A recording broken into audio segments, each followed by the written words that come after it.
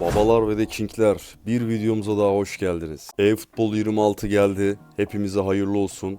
eFootball 26 ile beraber beklenen o özellik sonunda geldi. Bu videoda gelen tüm yenilikleri inceleyeceğiz. Artılarıyla, eksileriyle değerlendireceğiz. Başlamadan çok önemli bir şey söylemek istiyorum. Buradan Konami'ye, ülkemizdeki eFootball yayıncılarına, YouTuber'lara ve oyuncu paketlerini açan, para harcayan herkese çok teşekkürlerimi sunmak istiyorum. Uğraştık. Ve sonunda Türkiye serverı gelmedi. Evet, Türkiye serverı gelmedi. Bunu hep beraber başardık. Gelmemesi için gerçekten para harcamamız gerekiyordu. Oyuna yatırımlar yapmamız gerekiyordu. Konami'ye çok çok teşekkür ederim. Paketi açan da herkese çok teşekkür ediyorum. Bunu biz başardık. Türkiye serverını getirtmedik. Sunucumuzu getirtmedik. Niye gelsin ki zaten? Gelmesi çok kötü olurdu. Gelseydi akıcı, güzel bağlantıda bir oyun oynayacaktık. Bunu zaten hiçbirimiz de istemiyorduk. Kötü bağlantıda oynamamız gerekiyordu. Tüm herkesi teşvik eden, yani insanları paket açılımlarına teşvik eden yayıncılara da ayrıyetten çok teşekkür etmek istiyorum. Hepimizin sayesinde oldu. Server'ımız gelmedi. Konami'ye de çok çok teşekkür ederiz ki server'ı getirmedikleri için. Tayland'da ikinci server'ı açmışlar bu arada. Onu duyurdular. Yazık olmuş Tayland'a. Şimdi server gelecek, sunucu gelecek onlara. İkincisi gelecek hatta. Yani güzel bağlantıyla oynayacaklar. Kötü olmuş ya. Açmaları kötü olmuş. Zayıf bağlantıyla oynamak varken iyi bağlantıyla oynamak kötü olmuş. Bu konuda şanslıyız. Türkiye olarak, Türk oyuncular olarak şanslıyız ki serverımız gelmediği için. Ya demeyeyim diyorum da hani adamın çok konusunu açmak istemiyorum da. RK hani oğlum nerede server? He? Nerede kardeşim server? Hani ben getirdim diyen kardeş. Yarısı yerin altında olan kardeş. Biz getirdik diyen kardeş. Nerede oğlum server? Ha? Hani nerede server? Hani Konami sana yazmıştı. Hani nerede server? Nerede? Hani geliyordu Ağustos'ta. Ya da çalışması başlıyordu bir şey oluyor. Hani nerede? Gelseydi adamlar açıklayacaktı zaten. Duyuracaklardı. Hani nerede? Ha? İşte demek ki abi bak demek ki bir musibet bin nasihattan iyidir. Ya bu ne demek biliyor musun şimdi? Şimdi bak herkes seni taşlayacak. Ben sana söylüyorum bak şimdi. Herkes seni taşlayacak. Herkes seni topa tutacak. Tamam mı? Zaten seni bir eleştirmiştik. Orkun Kökçü hakkında kötü konuştuğun için. Neyse. Bir de şimdi bir ortaya zaten şey yapmıştın. Bir server bombası atmıştın. Konami bizle iletişime geçti falan filan dedin. İşte dedik ki yani etkileşim için midir ama değildir herhalde yani. O kadar takipçisi olan bir adam kolpa sıkmaz yani. Üşürmez yani. Değil mi? Ondan sonra işte lansmana gitmiştin, bir şeyler yapmıştın. Herhalde geçmiştir yani. Sen çabalamışsın yani. Tweet bir şey yapmışsın, dönüş yapmışlar yani. Bu kadar da yapmaz. Doğru diyordur belki ama yine de bir insan göstermeli değil mi? Bak benimle iletişime geçildi bak. Bak burada değil mi? Geçildi. Al bak burada. Al. Yapman lazım yani bunu. Yapmadın. Attın ortaya bombayı. Şimdi bir şey yok. Yani millet burada kimi ele alacak kardeşim? Kimi ele alacak? Seni alacak değil mi? Bir şey varsa ya göstereceksin ya da ortaya atlamayacaksın. Bak böyle oluyor işte.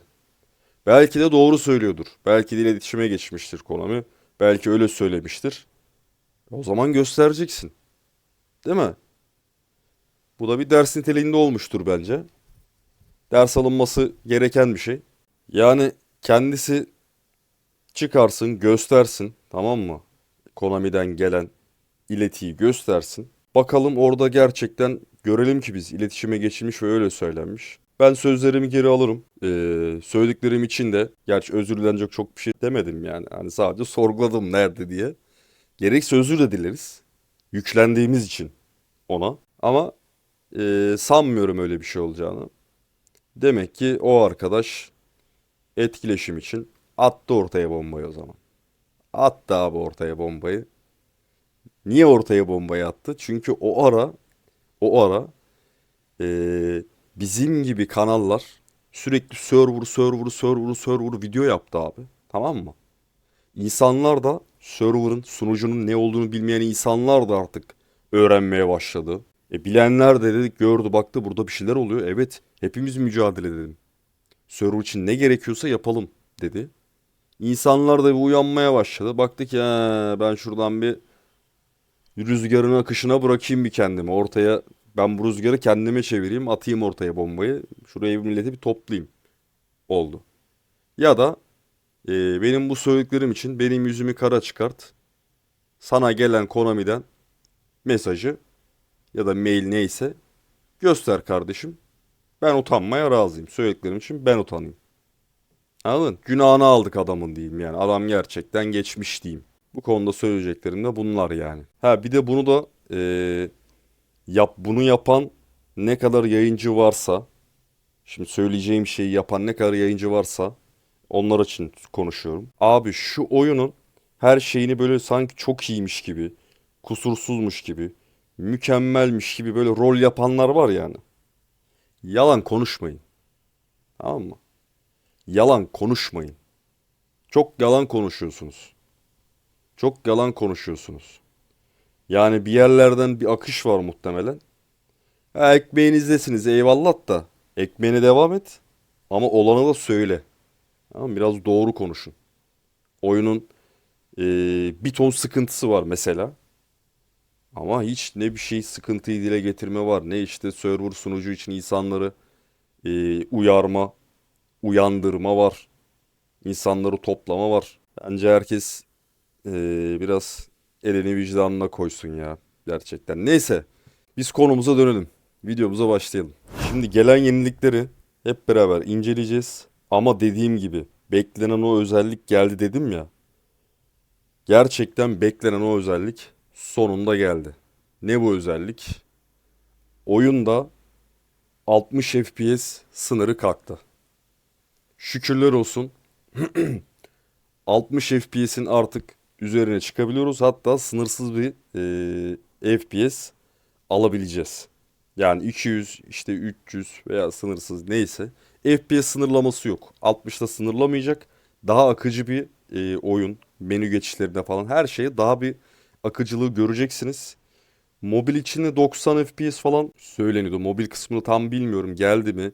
Geldiyse yorumlarda belirtirseniz ben de öğrenmiş olurum. Gelmediyse de gelmesi de gerekir. Hatta 120 FPS gelmesi gerekebilir yani. Çünkü artık birçok telefonun işte bu değerleri kaldırabileceğini düşünüyorum yani. Şimdi bir FPS sınırı kalk dedik. İki grafik kalitesinde güncelleme olmuş. Grafikler daha iyi bir hale gelmiş. Grafikler daha yukarı çıkmış. Ama şöyle bir artısı ve şöyle bir eksisi var. Konsollarda pek bir sıkıntı olacağını sanmıyorum. Çünkü oyunun konsol kısmında optimizasyon daha iyi. Ama oyunun PC yani bilgisayar kısmında optimizasyon sıkıntısı var.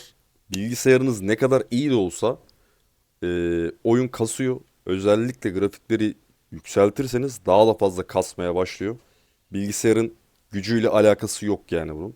Optimizasyonda böyle bir problem var bilgisayar kısmında. Mobil için de şöyle bir sıkıntı var.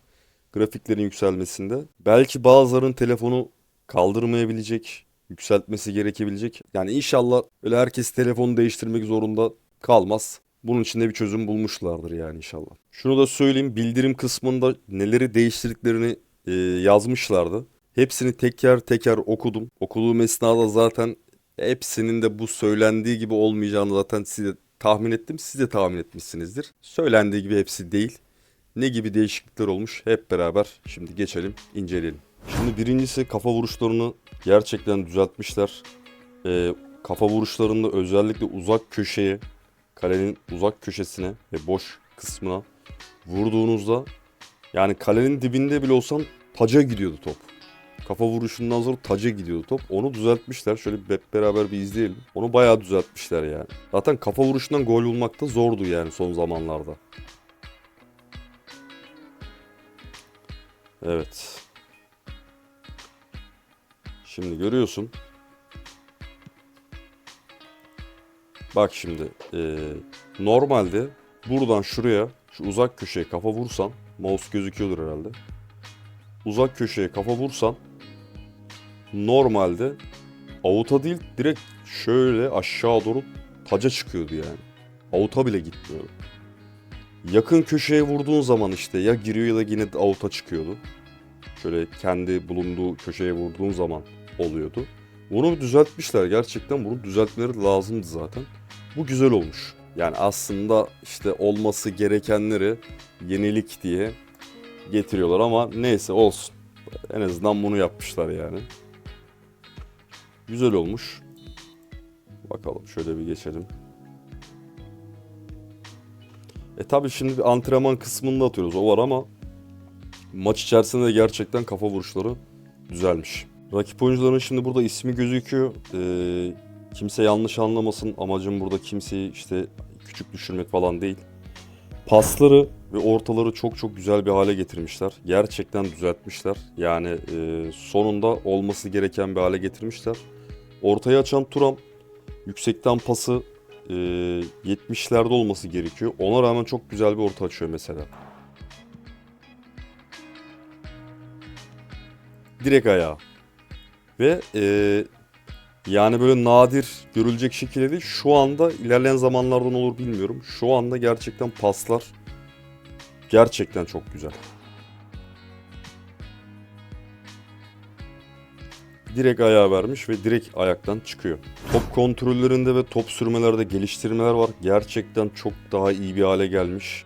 Topu kontrol ederken, top sürerken gerçekten çok iyi de duruyor. Çok da güzel keyif veriyor. Daha iyi hissediyorsun. Animasyon olarak da değişmiş zaten. Bakalım şimdi görüntüye.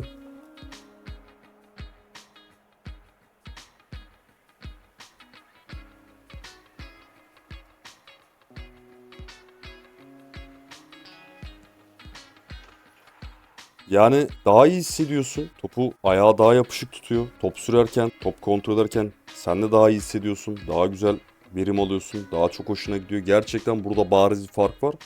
Düzeltmişler. Düzeltme değil, geliştirmişler hatta. Çok daha güzel bir hale gelmiş. Ben çok beğendim. Bu arada başta hücum kısmını inceleyeceğiz. Daha sonra defans kısmında neler olmuş, neler geliştirilmiş onları inceleyeceğiz. Bir diğer geliştirme de sprint geliştirmesi olmuş. Dribbling yani top sürme geliştirmesi olmuş. Topu artık depar tuşuna üst üste bastığınız zaman ayağından daha fazla açarak sürüyor. Bunun gelmesi de gerekiyordu. Bu da çok güzel olmuş. İzleyelim şimdi.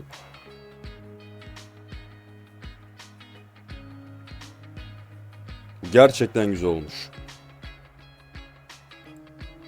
Yani yine uzak köşeye kafa kısmına döneceğim. Yine uzak köşeye çok etkili bir vuruş olmamış ama daha kötüydü. Şundan bahsediyordum. Yani şu yakın köşeye vursaydım muhtemelen goldü. Uzak köşeye vurmuşum. Ama yine de kalenin dibinden gitmiş yani. Sprint kısmını tekrardan değinmek istiyorum. Burada top sürme yani top kontrolleri adam eksiltme de gerçekten hem haz veriyor hem böyle daha iyi bir hale gelmiş yani. Çok zorlanmıyorsunuz adam eksiltirken.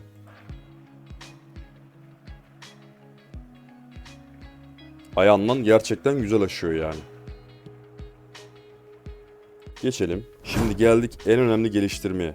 Önceden oyunda şöyle bir sıkıntı vardı. Sizin 100 koşan, işte 90-95 koşan forvetiniz 80 koşan stoperi geçemiyordu. Ya da geçse bile o 80 koşan mesela Tony Adams Eto'ya yetişiyordu. Böyle bir sıkıntı vardı. Yani hızlı forvetlerin avantajını göremiyorduk. Ani hızlanmalar yoktu. Ve yüksek hızla koşan oyuncunun hiç farkı yoktu. Çünkü oyuncular çok hızlı koşmuyordu aslında.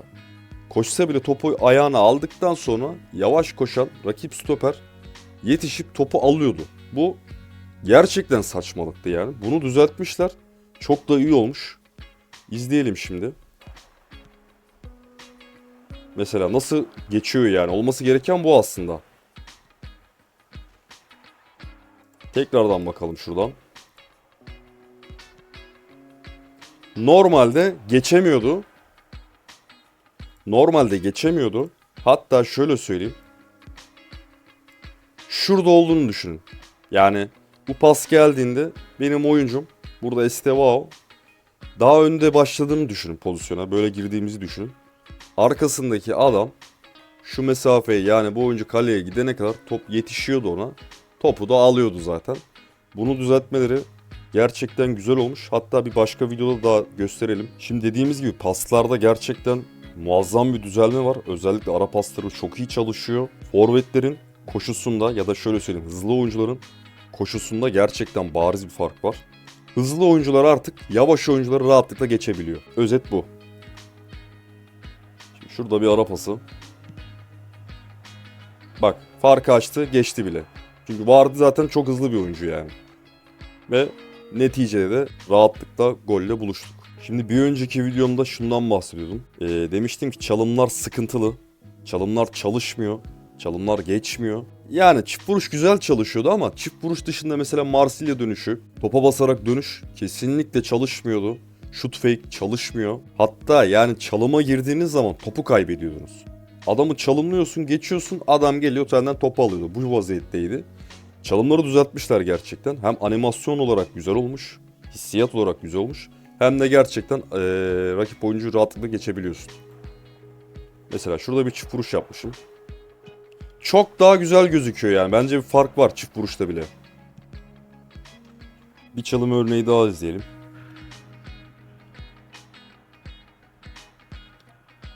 Yani çift vuruşta kaptırmışım ama normalde şurada şu hareketi yaptığın zaman kaybederdin. Direkt kaybederdin yani. Çift vuruşa kalmadan ilk çalım hareketinde topa basarak dönüş olması gerekiyor bu. Direkt kaybederdin yani. Çalımlar gerçekten çok daha iyi çalışıyor. Bir de hemen şu pozisyonu, top kontrollerin, top sürmelerini göstermek istiyorum. Animasyonda gerçekten fark var.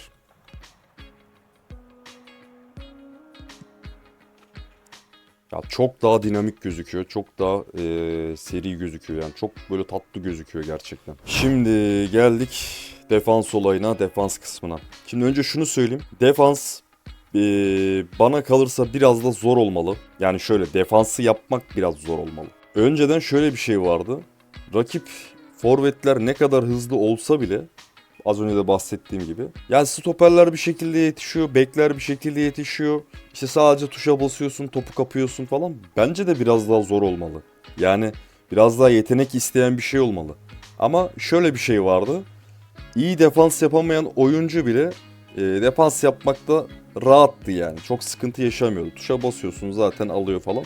Bence biraz zorlaşmalıydı. Hücum biraz daha ön plana çıkmalıydı. Ama şöyle bir şey var. Şimdi benim gördüğüm bir şey, tespit ettiğim bir şey, şöyle bir şey var. Fazla ileri gidilmiş. Biraz saçmalanmış. Niye? Çünkü yavaş forvet bile hızlı defans oyuncusunu geçiyor. Yani bir ara pas atıyorsun, rakibin yavaş hücum oyuncusu bile senin hızlı defans oyuncunu geçiyor. Mesela Thuram, örnek veriyorum, nasıl boostladığınıza, nasıl güçlendirdiğinize bağlı ama 90'ın üzerinde koşuyor. Bakıyorum, rakibin oyuncusu daha yavaş koşuyor, tanıyorum oyuncuyu. Ama bir ara pasına mesela Thuram'ın zaten koşmaya erken başlamasına rağmen abi defans dağılıyor. Defans yerle bir. Yani normalde çok rahat yetişmesi, hatta yani çok rahat geçmesi gerekirken ben önce koşmaya başlıyorum. Adam sonra koşmaya başlıyor. Beni geçiyor artık yani. Yani biraz saçmalanmış. Tamam, şimdi rakip Eto'dur. Senin stoperin de atıyorum Tony Adams'tır. Çok rahat geçer. Geriden gelip geçer. Ama yani biraz abartılmış gibi geldi bana. Böyle olması gerekiyor ama abartılmış. Yani senin hızlı stoperin, defans oyuncun bile abi Kaan'ı gibi yani. Kaan harbiden at arabası yani. Yürümüyor. Koşmuyor. Bak şimdi. Ve şöyle bir sıkıntı daha var. Adam tutmak, ikili mücadelede topu almak ya biraz zorlaşmış gibi geldi bana, ya da biraz zaman mı lazım, alışmak mı lazım, ya da bir sonraki güncellemelerde düzelecek herhalde. Şimdi yanlışlıkla burada topu bir kere kaptırdım. Şurada bir ayak koyması gerekir değil mi? Bak bak. Yani çok da uzağından geçmemiş yani. Zaten söylenmişim kayıtlı bayağı bir. Bak bak. Şurada zaten bak. Cannavaro dağılmış yani. Görüyor musun? Hani defans oyuncuların yapay zekası da berbat şu anda. Bak şimdi. Yani Cannavaro da çok yavaş bir isim de değil yani. 90'a 90 koşabiliyor mesela, veya 85'e 90 falan, 87'ye 90. Yani şurada erken de başlamış aslında koşuya. Ama nasıl bırakıyor? Seyret. Top burada geçti değil mi? buraya odaklanmayalım şimdi. Cannavaro burada bak yukarıda. Bak koşuyor. Bak nasıl bırakıyor. Ve golü yiyoruz. Bak bak ya bu ne abi? Görüyor musun abi bak şimdi yukarıda. Koşmaya başladı ama bırakıyor. Yani şöyle bir şey var. Hücumda tamam. Güzel olmuş. İşte biz ara paslarıyla hızlı forvetlerimizle falan artık araya koşular atıp gol bulabiliyoruz. Bu güzel bir şey. Ama şimdi şu da başımıza gelecek. Ya defans oyuncularımızın çoğu hızlı. Hızlı bir defans oyuncumuzu yavaş forvet geliyor geriden geçiyor. Gol atıyor yani. Bu kısım abartılmış. Tam oturmamış, tam olmamış yani. Tam ayarlayamamışlar. Şu an gördüğüm en büyük problem bu defans kısmında. İşte önümüzdeki bir iki küçük güncellemeyle, küçük update'lerle muhtemelen düzelecektir yani. Şimdi az önce neyden bahsettim? Defansların yapay zekası şu anda berbat çalışıyor. Yani senin kontrol etmediğin oyuncun mal mal bekliyor yani. Sürekli adam kaçırıyor. Dediğim gibi hızlı forvetin defansı geçmesi ayrı ama adamı kaçırması başka bir olay. Bu hatadır yani. Bildiğin oyun hatası gibi bir şey aslında. Şimdi şurada Caceres'i iyi seyret. Bir de ne demiştim? İkili mücadelede topu alamıyor. Caceres'i iyi seyret abi. Bak şimdi Batistuta burada rakipte. Caceres'in gerisine, tamam mı? Caceres bunu tutması gerekiyor burada. Ama ne yapıyor abi? Açtın oğlum. Bıraktın. Yani bu momentum mu yedik? Ne oldu? Burada ne bitti yani burada? Niye bıraktın oğlum adamı? Bak. Ne yapıyorsun abi? Ben seni oraya niye koydum yani? Şimdi bu kartla alakalı olan bir durum değil ha. Yani oyunda bariz bayağı bir değişiklikler var defans kısmında. O Caceres değil de yani Van Dijk falan olsaydı, Thuram falan olsaydı, Maldini olsaydı hiçbir şey değişmeyecekti. Yine aynı şey. Bak. Tamam. Rakip burada ara pas atmamış. Pas atmış. Normal pas vermiş ki topu ileri doğru değil de durmuş yani de yetişmişiz. Bak geri gelmişiz. Bak şimdi abi mevzu başlıyor. Evet, yılan hikayesi başladı. Lan al. Gördün mü bak. Hatta sesi de açayım. Artık çıldırmışım yani bak. Lan al. Bak şimdi. Lan al. Çok basitleşmiş yani bu bir gelişmeden ziyade şu kısım, şu görüntü oyun hatası mı diyeyim, geliştirilememiş de bozmuşlar mı diyeyim, öyle bir durum yani. Neyse, evet beyler, pozisyonları, geliştirmeleri inceledik. Kaçırdığım bir şey var mı? Aklıma gelmeyen bir şey var mı şu an hatırlayamıyorum ama ya önemli değişiklikler, oyun içinde önemli geliştirmeler bunlar. Dediğim gibi avantajları da var. Şu an dezavantajları da var. Defansta zorluk evet güzel. Bence de olmalı. Mantığa aykırı olmamalı. Hızlı adamlar yavaş adamlara geçmeli. Ama biraz sıkıntısı olmuş işte. Yavaş adam artık hızlı defansı da geçiyor yani. Yavaş forvet hızlı defansı aşabiliyor. Bu biraz abartı olmuş. Paslar güzel çalışıyor. Ara pasları güzel çalışıyor. Evet. Çalımlar, top kontrolleri, top sürmeleri gerçekten gelişmiş. Onun dışında bir de şunlardan bahsedeyim. Önceden e-futbola şöyle uzaktan, genişten baktığın zaman grafik kalitesi gerçekten pek de gelişmiş durmuyordu. Yakın açılara, yakın sahneleri gösterdiği zaman orada grafikler güzel duruyor. Evet, animasyonlar güzel duruyordu ama uzaktan çok iyi durmuyordu. Ben biraz FIFA'ya benzettim oyunu. Uzaktan da şimdi daha güzel duruyor. Mesela FIFA yani FC uzaktan daha güzel duruyor mesela. Şöyle geniş açıdan. Sağ daha güzel duruyordu. Şimdi e-futbol da şu an uzaktan güzel duruyor. Grafik anlamda söyleyeceğim bu. Şunu söyleyebilirim. Oyun mekanikleri bayağı bir değişmiş. Oyun mekanikleri, oyun dinamikleri her şey değişmiş oyunda. Güzel de olmuş bu. Biraz daha manuele dönmüş. Top kesmeye çalışıyorsan manuel olarak kendin oyuncuyu oynatmalısın. Sadece pres tuşuna basılı tutarak olmaz. Şunu da söyleyeyim. Artık defansta hata yapma lüksünüz yok. Zamanlamayı çok güzel ayarlamanız lazım. Rakip mesela çalıma girmeye çalışacak. Orada topu almak için bir hamle yapma hakkınız var. Eğer zamanında hamle yapamazsanız rakip de size çalımı atarsa abi bir daha o adama yetişemezsin. O adam oradan uzar gider. Adamı kaçırırsın. Defansta çok dikkat etmek gerekiyor. Ama defansta oyun hataları da var. Yani oyunun dezavantajları var diyelim. Bunlar ileriki güncellemelerde düzelecektir. Ama şunu net söyleyebilirim ki gelen oyunculara dikkat edin. Hep işte öngörülü pastır, şu pastır, bu pastır. Menajerlere dikkat edin. Jose Mourinho falan. İşte Amorim açıkta oynatan geldi falan. Bakın dikkat edin. Şu anda oyun neye döndü biliyor musun?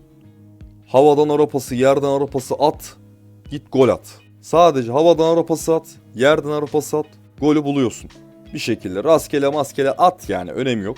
Onun dışında böyle çok şey yapmana gerek yok oyunda. Taktik yapayım işte takım oyunu yapayım, tiki taka yapayım, al ver yapayım, ver kaç yapayım. Ondan sonra adam eksilteyim işte şunu şöyle yapayım bunu böyle yapayım. Yok yok hiç o kadar inceye boncuğa girmene gerek yok. Taktik dehası olmana da gerek yok. Basit oyna. Rastgele ara pası at. Zaten o geçiyor. Forvet'in yavaş mı? Rakibin defans hattı çok mu iyi denk geldi o maçta? Önemli değil. At o geçiyor. Biraz buna dönmüş. Bunun gerçekten düzeltilmesi gerekiyor. Şöyle çok kısa bir şey daha ekleyeceğim. Çok kısa bir iki cümleyle kapanış yapacağım. Genel tabloya bakalım. Genel tabloya göre konuşacağım. Beklentiyi çok yükseltmediler. Server'ın gelmemesi falan onları hadi hesaba katmıyorum. Şöyle bir oyuna bakalım. Geliştirmeler bariz belli. Güzel geliştirmeler olmuş. Beklentiyi yükseltmediler. İyi yaptılar bence yükseltmeyerek. Beklentimiz yükselmediği için de şu an farkı da daha çok görüyoruz. Daha çok hoşumuza gidiyor. İyi bir şey yapmaya çalışmışlar. İyi bir şey üzerinde de çalışmalar yapmışlar. Bence oyunun şu anki gidişatı daha iyi olmuş. Daha da iyi olacaktır. Sadece birkaç dezavantaj var. Birkaç sıkıntı var. Onlar da birkaç güncellemeyle çözülecektir. Az önce bahsettiğim şeyler gibi. Oyun biraz yetişmemiş gibi geldi bana. Biraz erken çıkmış, yetişmemiş gibi geldi. Ya da şu da olabilir. Bunu sürece yaymak istiyor da olabilirler. Yani eksikleri işte zamana yayıp zamanla geliştirmeler yaptık diye aslında eksikleri düzelteceklerdir diye düşünüyorum. Krallar şu anda oyunu hala inceliyorum, analiz ediyorum. Bir sonraki videoda yeni metada ideal taktik gibi bir video atmayı düşünüyorum. Böyle video paylaşmayı düşünüyorum. Siz oyunu nasıl buldunuz? Nasıl değerlendirdiniz? Yorumlarda görmek istiyorum. Çok merak ediyorum yorumlarınızı. Abone olursanız ve videoma da like atarsanız çok sevinirim. Bir sonraki videoda görüşmek üzere. Kendinize iyi bakın. Allah'a emanet olun.